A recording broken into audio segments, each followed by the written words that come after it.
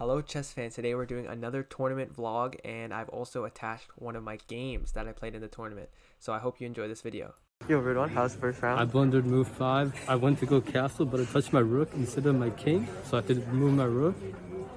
And I you hit my lost? life, yeah. And that was the second seed?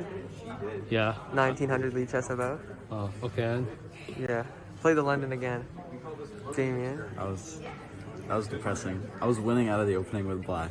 Oh, and it was against a 2000 lead chess. Because his king side was garbage. And then I blundered a pawn in the end game. And we like that spiffy suit. Let's go. And John, the Feeling resident. pretty good. Beat the bottom seed in my section. Oh yes sir, did you beat the grade 3 this time? I think it was a grade 4. Oh, yep. Better than starting off with the loss to a grade 6 like last time. Yep. And your boy got a buy. 2500 lead chess. Let's go. Yo, Damien, how's it going? I had to beat a 5-year-old. Round 2, what happened? Round 2, I lost round 2. Round 3, some guy threw the game, so I won that. And I beat a 5-year-old, which didn't feel good. Did you?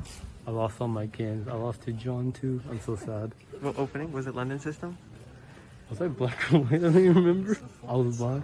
Yeah, he played 4 knights. Oh, 4 knights is OP. John with 2 out of 3. Yeah, I mean, beat red 1. That's not an accomplishment. Okay, what about your second game? How did that go? I saw it was advanced French. Yeah, no, it was really bad because the French is just something that I don't know how to play.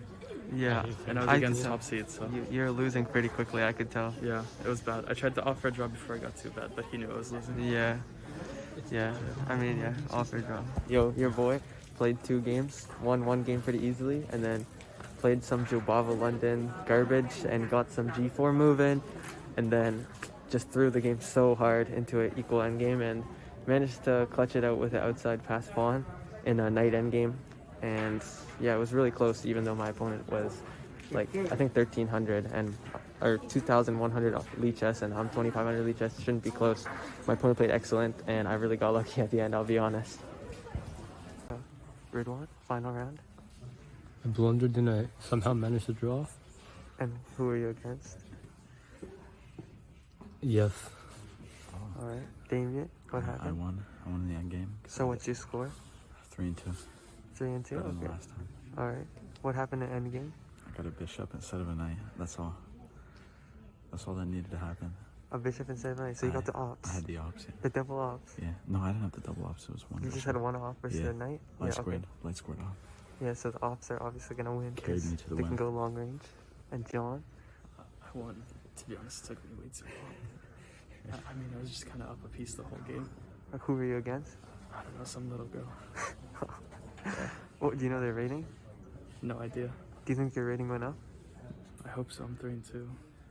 Damn. Yeah. And you didn't place. None of these guys placed. No, I'm kind of pissed. I just played a grade, I think, 3, and they played really good. And I was up a pawn, and then I just won, because, you know, I'm up a pawn. But this guy, look at this dude.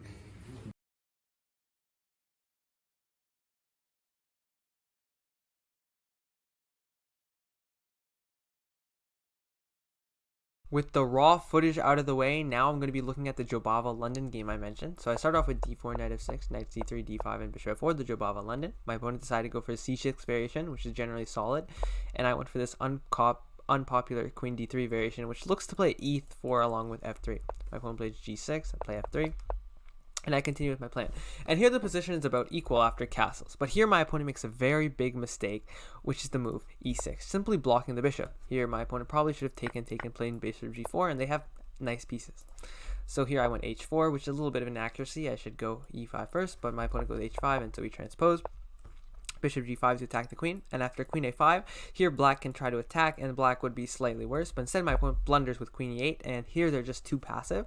I go g4, and after f6 takes, here white is completely winning. After knight h3 takes here and here, white just has this massive attack. And notice that I was completely fine to give away this pawn because of the fact that giving away pawns in front of your opponent's king is fine because that means you have open lines. So here I took, and after e5, the position was +3. And take a second to see if you can find the winning move for white. I didn't find it in the game, and I thought it was a very difficult move to play. And the move is g takes f5. And seemingly, I don't know how this move wins, but apparently after takes, and something like bishop f5, after queen g3, white is just completely winning.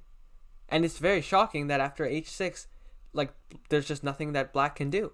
For example, if queen takes h5, which is what I was thinking of, rook g1 here, and after knight takes e4, the game is over. +4 position.